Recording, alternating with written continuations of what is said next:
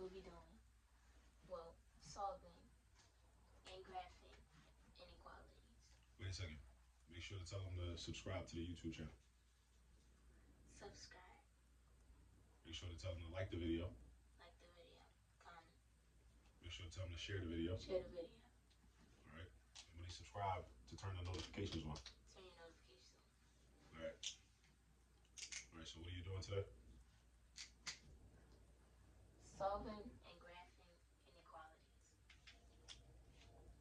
All right. Read the inequality. 3 plus x Is it less than or is it greater than? is greater than or equal to 15. The open part faces what's greater. So 3 plus x is greater than. The smaller part, the smaller value is the pointed part of the inequality sign, the sideways V, is pointed to the 15. It's pointed to what's smaller. So that's why 3 plus x is greater than or equal to 15. So how do you solve for x? You get rid of the other numbers. And what are those numbers? 3. So you don't need to get rid of 15, right? No, Why not? because that's what you're trying to figure out if it's greater than or equal to. That's not really the reason. The reason you don't mess with 15 is because it's not on the same side of the inequality with the x. So if you're trying to isolate the x, the 15 don't got nothing to do with the x. Because if you only worry about what's on the same side as the x.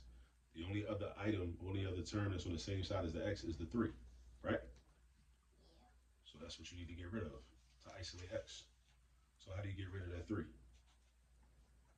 subtract it from itself, How come you're not adding it? because then that'll give me another number. We're trying to get rid of it. So you're trying to turn that 3 into a 0, right? Yeah. So you do the opposite operation. The opposite of a positive 3 is a negative 3, right? Yep. And negative 3 means subtract 3, right? Yep.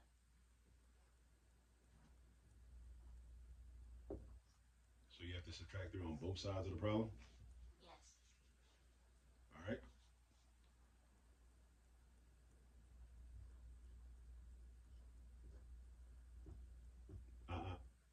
This is not an equation. Get the eraser.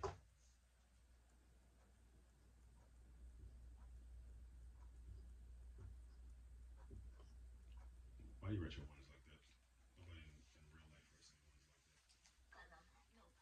I'm me. Nice, nice. All right. So what's your solution to the problem? 15. No. X is greater than or equal to 12. Okay. So does that mean that 5 is a solution? No. 5 is not, because 5 is not greater than or equal to 12. So that means there's an infinite number of solutions, right? Yep. Any number that's bigger than 12 is a solution. Yep. Also 12 is a solution because it's greater than or equal to. So inequalities are different from equations because an equation usually, most often, has one solution, like x equals 4. That means 4 is the only answer. But here you have x is greater than or equal to 12. So any number, decimal, fraction, mixed number, that's bigger than 12 is a solution. 13 is a solution. Is 48 a solution? Yeah. Is 5 billion a solution? Yeah. Is 12.1 a solution? No. Well, yeah. It is, because 12.1 is more than 12. Is 12 a solution? Yeah. Okay. Is 11 a solution? No. Why not? It's less than 12. It's less than 12. So we have to, when we do algebra, we follow instructions. The instructions say that the solution is x is greater than or equal to 12. Right? All right, now let's graph it. Let's graph. Stop wasting my marker on that. Let's graph. So if 12 is if x is greater than or equal to 12 is your solution, that means 12 is what we call our boundary point. When we graph inequalities, we have a boundary point. You don't have to put 0 on your graph. You need your boundary point. You can put your boundary point, which is 12,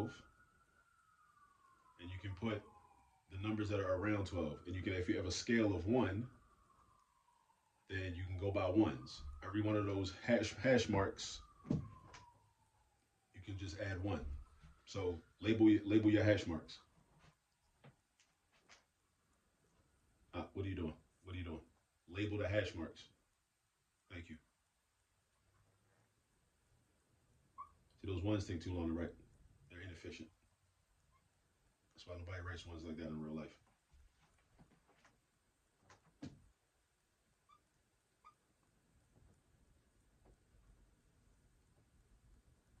And actually, I wrote this number line. I drew this number line with the assumption that there would be a 0 in the middle and negatives to the left and positives to the right. So erase that negative sign underneath of the left arrow. And you can also erase that plus sign because it's not really necessary. All those numbers are positive. So how do you show that x is greater than or equal to 12?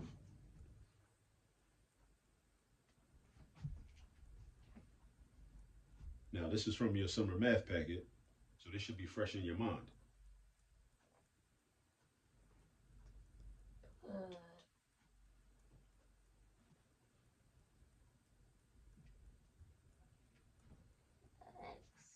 No. You draw a circle around 12. The question for you is, should the circle be shaded in or should it be an empty circle? Is it empty or is it shaded in? Is it empty or is it shaded in? That's the question for anybody doing a problem like this. Empty. Why would it be empty if x is also equal to 12? Shaded in. It should be shaded in. Whatever it's equal to, then the circle should be shaded in. I repeat, whenever it's equal to, then the circle should be shaded in. All right, so draw a circle around the hash mark for 12 and then shade that circle in. And why are you shading it in again? Whenever it's greater than or equal to, shaded in. Well, you shade it in because it's equal to 12. You draw the line because it's greater than 12. So where's your line going to go? Is your line going to be drawn to the left or to the right? Right. And why is it drawn to the right? It's greater than. Because that's where all the greater than numbers are. Because 13, 14, and 15 are greater than 12. So that's where you're going to put the line at. You're not going to draw the line over 11, 10, and 9. Those numbers aren't greater than 12. You need an arrow on the end of that line. And you should connect that line to the circle. All right, so you have solved, and you have solved this inequality, and you graph this inequality. Now, this is a one-step inequality. Now, one of the things that I want for anybody that's watching this video to understand is this, right? That you solve inequalities the same exact way that you solve equations. You solve inequalities the same way you solve equations. The only difference is that when you solve an inequality, if you're solving an inequality where you have to multiply or divide by a negative number on both sides of the inequality, then that causes the inequality symbol to flip around. So for example, if I had to divide by -2, I didn't, but if we had to, or if Assata had to divide by -2 on both sides, then this would have became a less than or equal to sign. That's the only difference between solving an equation and an inequality. All right? So you know how to do this now? Yeah. All right. I hope y'all learned something. I'll see you on the next video. Assata, got anything to say? No. All right, say bye to the people. Bye. Don't be rude. Turn around and say bye.